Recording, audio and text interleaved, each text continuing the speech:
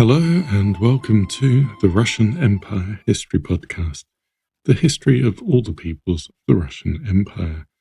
I'm your host, JP Bristow.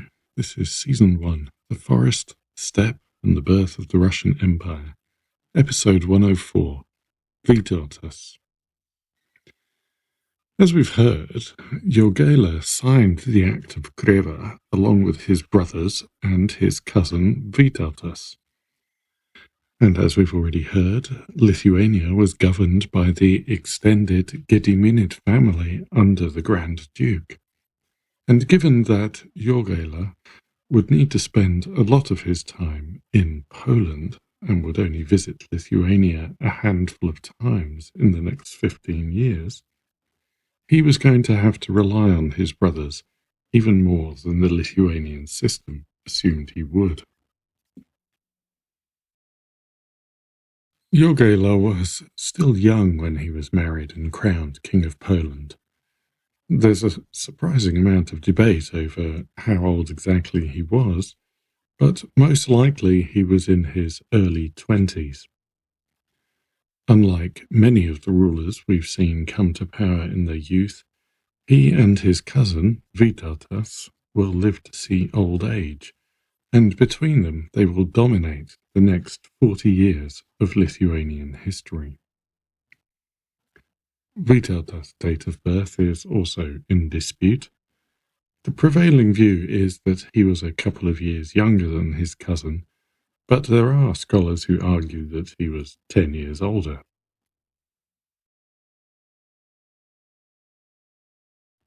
Much of the controversy derives from a Polish historian named Jan Długosz, who wrote a 12-volume Annals of the Kingdom of Poland. It's one of our most important sources in that Długosz knew Jogaila personally, and it draws on Ruthenian chronicles that have since been lost. But it's also completely lacking in objectivity on the Polish-Lithuanian question. Długosz was an absolute Polish partisan in favour of incorporating all Ruthenian and Lithuanian lands into Poland as subordinate territories. Sometimes he may bend the truth or omit things to support his arguments. He also personally disliked Lithuanians and the Jogailians in particular, and tended to favour their rivals. For Długosz, Jogaila was, quote, uneducated and simple, more suited to hunting than to government, end quote. Modern historians reject this characterization and argue that Jogaila's career showed that he had considerable political skill, even if he had little interest in all the pomp and ceremony his age expected from kings, and took for signs of sophistication and culture.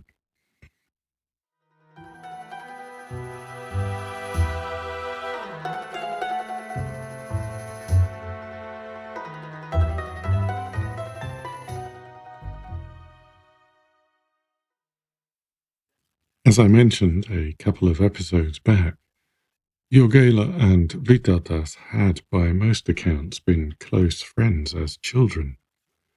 When their families ended up on opposite sides of the succession struggle following the death of Algirdas, Vytautas quite naturally took his father's part. Jogaila may have helped him flee before his father was killed, and before too long Jogaila invited him to come home. Whatever the situation with their friendship, this was a practical matter as much as anything else. Jogaila could not afford to have a son of Kęstutis in the court of his enemies, potentially undermining his security.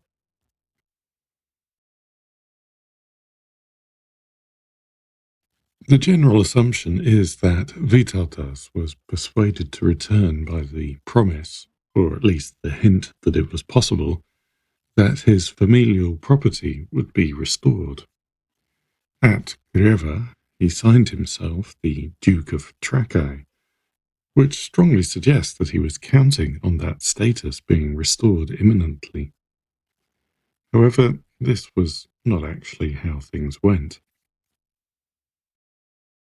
After Keshtutis' death, Jogaila had given Trakai to his closest ally, his brother Skirgaila. But at the same time, he did not formally confirm his position either. This allowed him to have his brother govern the duchy, while still letting Vytautas hope that if he played his cards right, he would be able to return home. That this was a ploy was confirmed in 1387, when, finally secure on the Polish throne, Jogaila confirmed his brother's authority in Trakai and returned to Vytautas only some of Kęstutis' Ruthenian holdings: Grodno, Brest, Drohichin, Mielnik, and Walkowisk, still within the core Lithuanian territories, but not in any way equal to one of the two duchies of Lithuania proper. It seems clear that Vytautas was angered by this move. He claimed that Jogaila had promised him Trakai, although it's possible that this is only his interpretation of vaguer comments by his cousin. In a fit of pique, he had himself baptized Orthodox, although he had already accepted Catholic baptism when he was under the protection of the order in Marienbad. He appears to have thought that this move would get Jogaila's mother to support his claims, but it didn't work. In the end, he had to switch back and get baptized a third time, returning to Catholicism. This actually put him in a much better position to take part in the development of Catholic Lithuania and achieve his aim of returning from the Ruthenian borderlands to the center of the nation, as we shall see.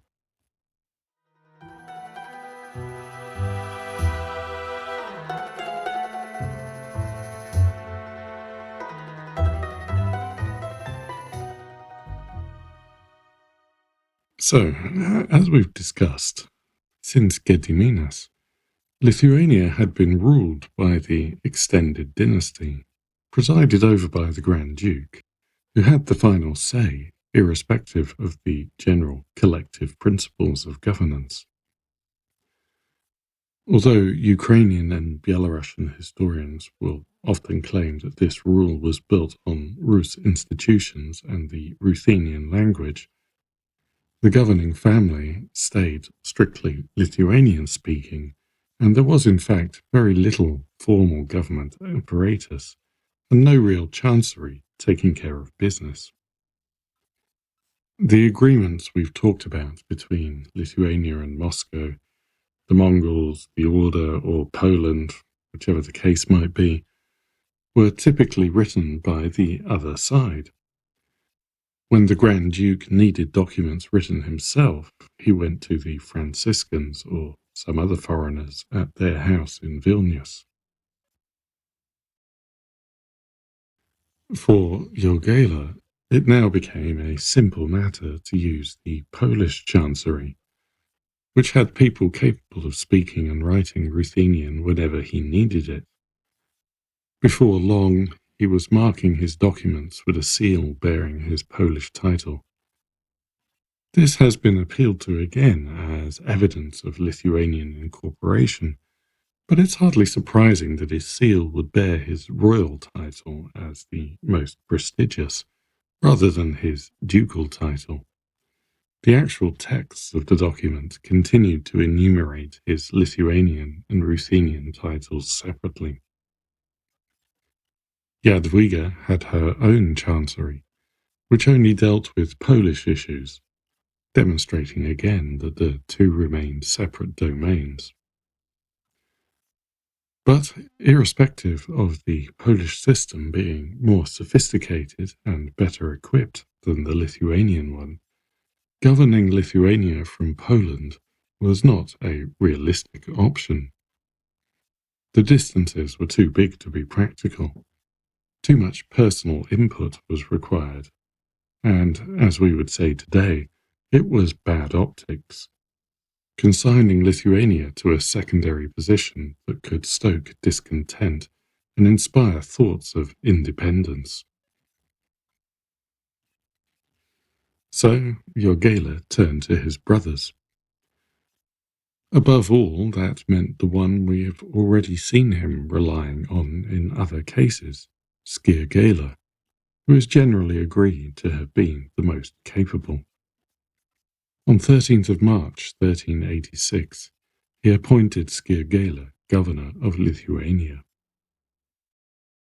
His most pressing task was dealing with Andrei and Dmitri, the Orthodox older half-brothers who we've previously encountered in Moscow, and who were still in open rebellion against the Jogaila. After Skirgaila failed to establish himself in Polotsk due to being a pagan, Andrei had managed to return there himself. He was still backed by Moscow, but he had also pledged allegiance to the Livonian order in exchange for their support, and formed an alliance with Knyaz Sviatoslav of Smolensk, which was currently under the control of Moscow. Skirgaila started his governorship by making up for the earlier missteps very effectively. By the end of April, he faced Andrei at the Battle of Mstislav, where Sviatoslav was killed and his son forced to resubmit Smolensk to Lithuania. The follow-up attack on Polotsk was ineffective, but in March 1387, Skirgaila was back, killing Andrei's son, capturing Andrei and sending him to a long imprisonment in Poland. In Moscow, Dmitri saw no way to continue the rebellion and returned to Vilnius to surrender. Skirgaila formally became Knyaz of Polotsk in April 1387.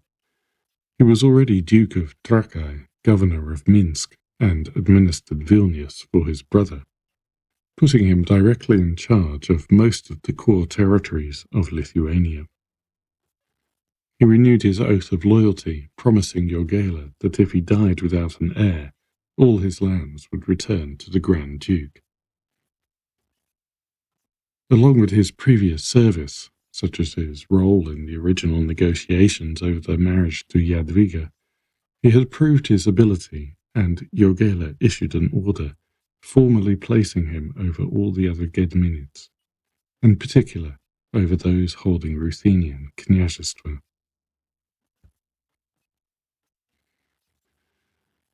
In contrast, Długosz describes Skirgaila as audacious and physically impressive, but a drunkard prone to attacking his friends and servants. The historian calls him cruel and claims that he executed or maimed his opponents unnecessarily. Generally, his character made him unworthy of the trust Jogaila placed in him. However, Długosz concedes that Skirgaila was popular with the Ruthenians due to his orthodoxy, and that Vytautas was afraid of him.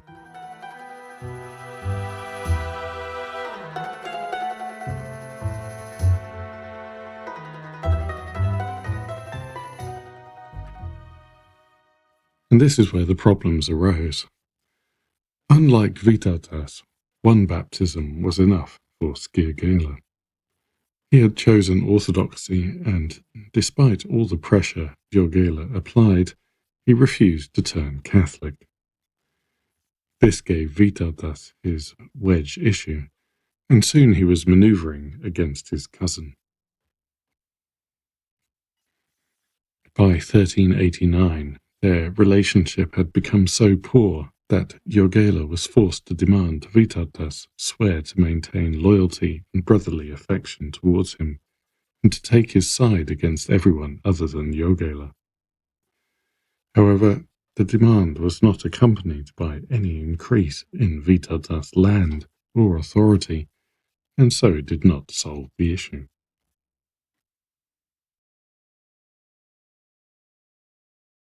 The following year, while Jogaila was in Palask planning a campaign against Pskov, Vytautas laid plans to seize Vilnius. One of the conspirators he brought into his plans betrayed him to Kaributas, who was running Vilnius for Jogaila, and Vytautas was once more forced to flee to the Order. Once burned, twice shy, the Order were not as welcoming as the previous time. Before agreeing to shelter Vytautas, they required him to send his wife, sister, brother, and nephew to them as hostages. In January 1390, Vytautas signed an agreement surrendering to the Order and placing Hrodna under their control. Sitting in exile, Vytautas drew up the Vytautas Zaka, or Vytautas case, usually referred to as the Zaka, a justification of his right to rule. He claims that although their fathers had lived in harmony, Jogaila had destroyed this by rejecting the fair division of Lithuania. Jogaila had conspired with Lithuania's enemies, the Order, provoking Kęstutis into mounting his coup. Kęstutis had treated Jogaila with honor and consideration throughout, but Jogaila had answered him only with treachery. He had offered Kęstutis and Vytautas safe conduct, but had then imprisoned them and murdered Kęstutis. He had promised Vytautas the restoration of his patrimony, but had then given it to Jogaila, the man who killed Kęstutis. The Zaka was a powerful statement, if entirely one-sided and tendentious. Vytautas was not without support. As many as 2,000 had followed him into exile. But even with the Order on his side, he did not have the strength to take Lithuania. The Zaka required a response. Jogaila reinforced Jogaila by appointing Clement of Moskvoziev as Starosta General in Vilnius. This was essentially transferring in a Polish office that had extensive authority in Malopolska and Wielkopolska, and is another point that's sometimes pointed to as evidence for a Polish takeover. But Jogaila did not limit Jogaila's authority in any way. In this case, Clement had local powers in Vilnius only, especially relating to the defense of the city. The reason for the move appears to have been doubt over whether the Catholic boyars would take Jogaila's side if it came down to a fight.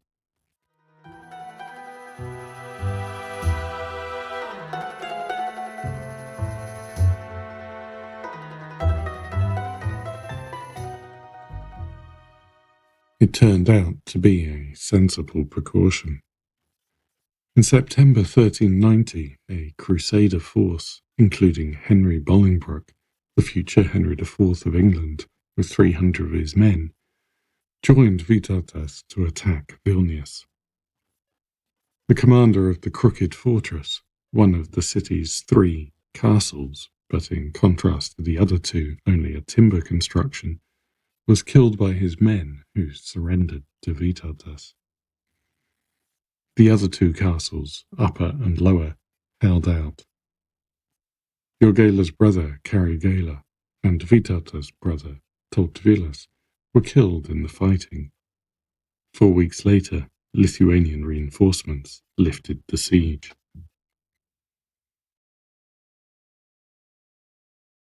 However, the war was not over, and Vytautas had shown that he had real support.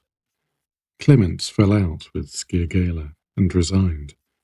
He was replaced with another Pole, Jasko of Olesnica. The conflicts began to pull in other forces. Sigismund of Luxembourg opened negotiations with the Order over how they would divide Poland between themselves. Vytautas reached an agreement with Dmitry Donskoy's son, Vasily on the marriage of Vytautas' daughter to Vasily's son. The situation was clearly at risk of escalating into a major war, and so Jogaila decided to talk to Vytautas again.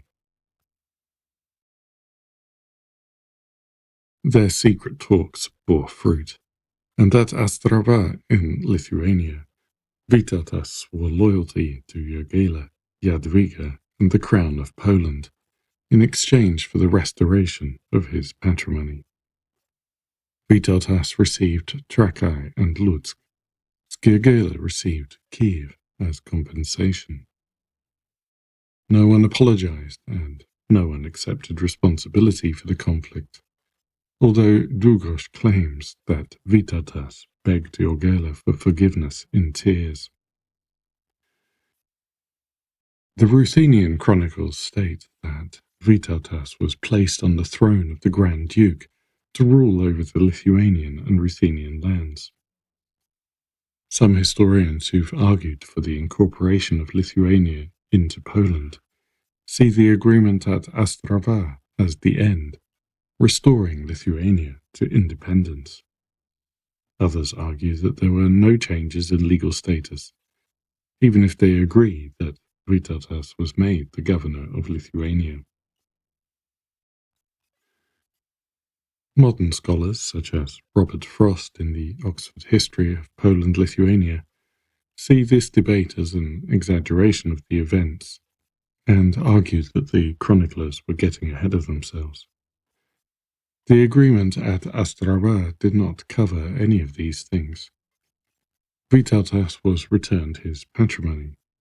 If he was made governor of Lithuania, which was unlikely, it could only have been done by Jogaila orally, as it's not in the documents. Vytautas swore allegiance to both Jogaila and Jadwiga, and to the Crown of Poland, which would appear to be upholding the Kreva agreement and the intention to maintain the unity of the two kingdoms. The Ostrava agreement was actually concerned with settling the relations within the family, with how the agreement between Algirdas and Kęstutis passed down to the next generation. From the beginning, Vytautas had not been claiming Jogaila's place as Grand Duke, but only his own patrimony as the Duke of Trakai, which Jogaila had taken from him. However, if this dispute could be settled by restoring Vytautas' patrimony to him, that still left the question of Vytautas and Jogaila.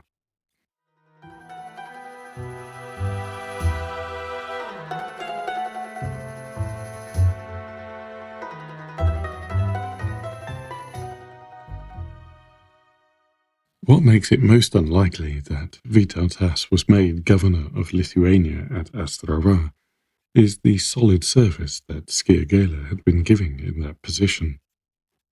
Although he was to be compensated for the loss of Trakai with Kiev, this was not an even exchange at the time.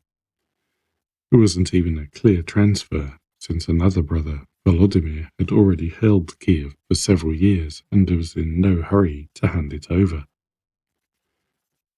There was a clear argument for giving Vytautas back Trakai, but there was no argument for demoting Jogaila from governor of Lithuania.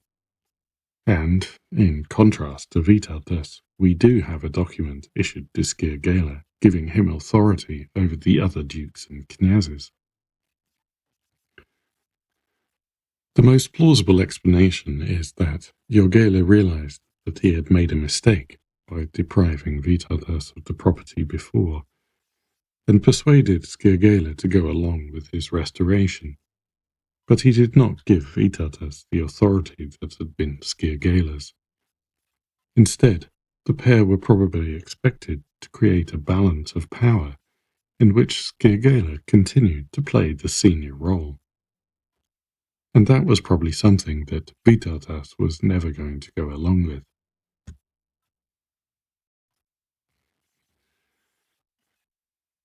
The balance broke down without ever really forming. For For the next few years, the pair were constantly meeting with Jogaila. Every few months, one of them was coming in with a new claim, trying to resolve their disputes. Jogaila argued that as he had ceded Trakai, it was fair for Vytautas to assist him with taking Kiev. Vytautas did not see why he should. Jogaila saw the whole thing as a distraction from his Polish affairs and tried not to get involved. Finally, in late 1394, Jogaila besieged Kiev. But before the city could fall, he was dead. Poisoned, according to the chronicles, which also do not speculate about who would have done such a thing. The consensus is that Jogaila's other brothers were less impressive. 3 of his full brothers, Lengvinis, Kaributas, and Svidrigaila, were still alive, but only Svidrigaila was Catholic. The experience of the last few years had shown Jogaila that any Orthodox duke was going to meet with a lack of support, if not open opposition, from Catholic Lithuanian boyars, even if they enjoyed Ruthenian support. Relations with Poland also argued in favour of a Catholic leadership, and that meant that his only real choice was Vytautas. So, Vytautas received Vilnius, and now, finally, he did become governor of Lithuania. Thank you for listening, and until next time, goodbye.